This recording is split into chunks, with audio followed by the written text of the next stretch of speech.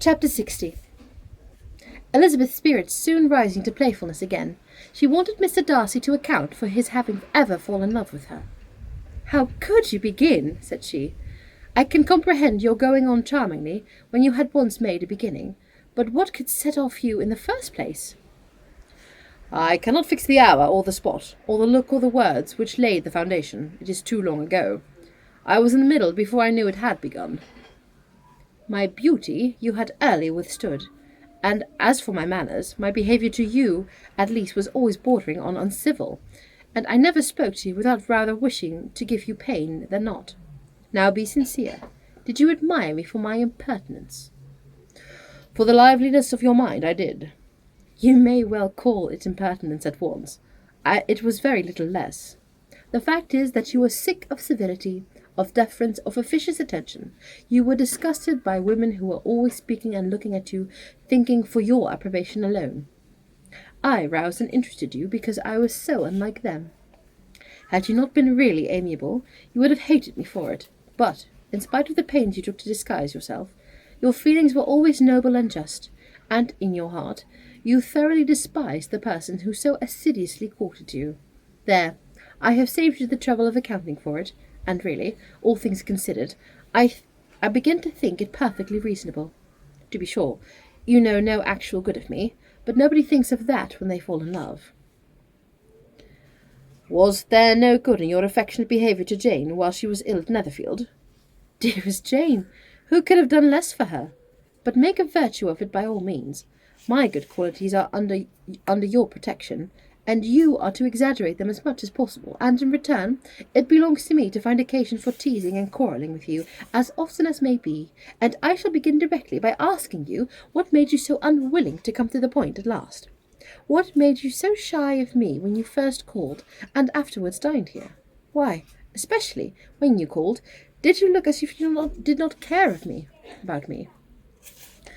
"Well, because you were grave and silent, and gave me no encouragement." "But I was embarrassed." "And so was I." "You might have talked to me more when you came to dinner." "A man who had felt less might." "How unlucky that you should have a reasonable answer to give, and that I should be so reasonable as to admit it. But I wonder how long you would have gone if you had been left to yourself. I wonder when you would have spoken if I had not asked you. My resolution of thanking you for your kindness to Lydia had certainly great effect. Too much, I am afraid, for what becomes of the moral if our comfort springs from a breach of promise? For I ought not to have mentioned the subject. This will never do." "You need not distress yourself. The moral will be perfectly fair.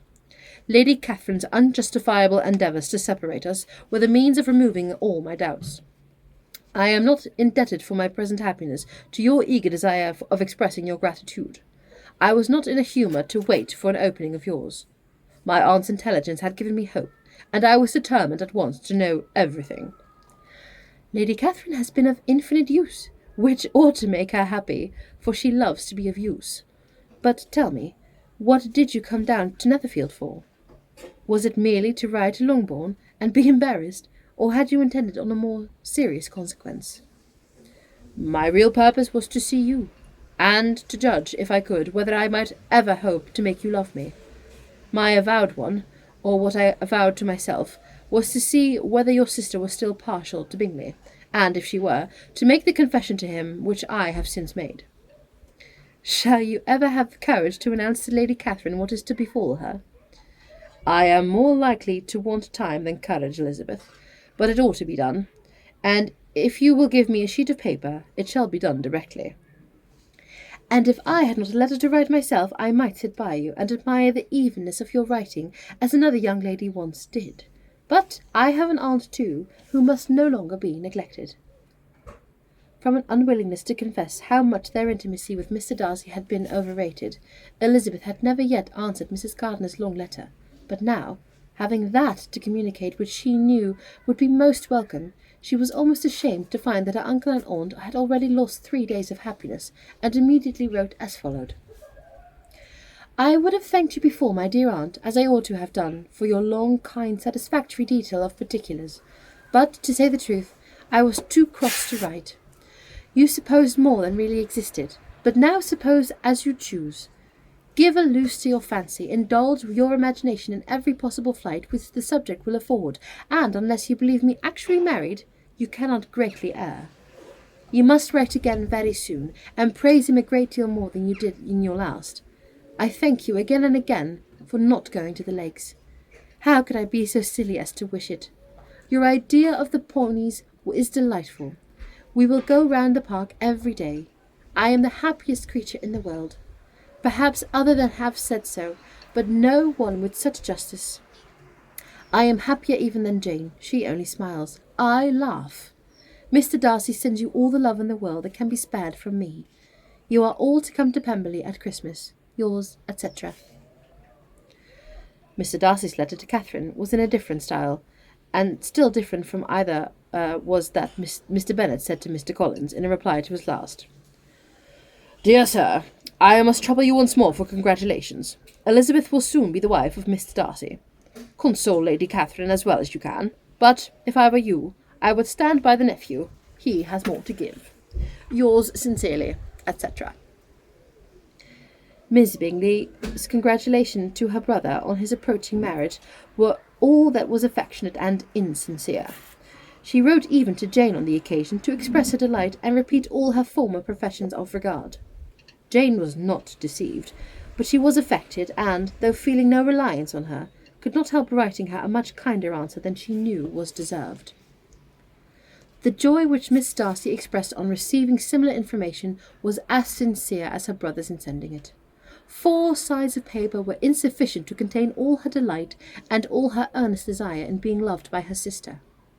Before any answer could arrive from Mr. Collins, or any congratulations to Elizabeth from his wife, the Longbourn family heard that the Collinses were come themselves to Lucas Lodge. The reason of this sudden removal was soon evident. Lady Catherine had been rendered so exceedingly angry by the contents of her nephew's letter that Charlotte, really rejoicing in the match, was anxious to get away till the storm was blown over. At such a moment the arrival of her friend was a sincere pleasure to Elizabeth, though in the course of their meeting she must sometimes think the pleasure dearly bought, when she saw Mr. Darcy exposed to all the paradings and obsequious civility of her husband. He bore it, however, with admirable calmness. He could even listen to Sir William Lucas's, when he complimented him on carrying away the brightest jewel of the country, and expressed his hopes till all their meeting frequently at St. James, with very decent composure. If he did shrug his shoulders, it was not till Sir William was out of sight. Mrs. Phillips's vulgarity was another, and, perhaps, greater tax on his forbearance, and though Mrs. Phillips as well as her sister stood in too much awe of him to speak with the familiarity which Bingley's good humour encouraged, yet whenever she did speak, she must be vulgar. Nor was her respect for him, though it might make her more quiet, at all likely to make her more elegant. Elizabeth did all she could to shield him from the frequent notices of either, and she was ever anxious to keep him to herself, and to those of her family with whom he might converse without mortification. And though the uncomfortable feelings arising from all this took from the season of courtship much of its pleasure, it added to the hope of the future, and she looked forward with delight to the time when they should be removed from society so little pleasing to either, to all the comfort and elegance of their family and party at Pemberley.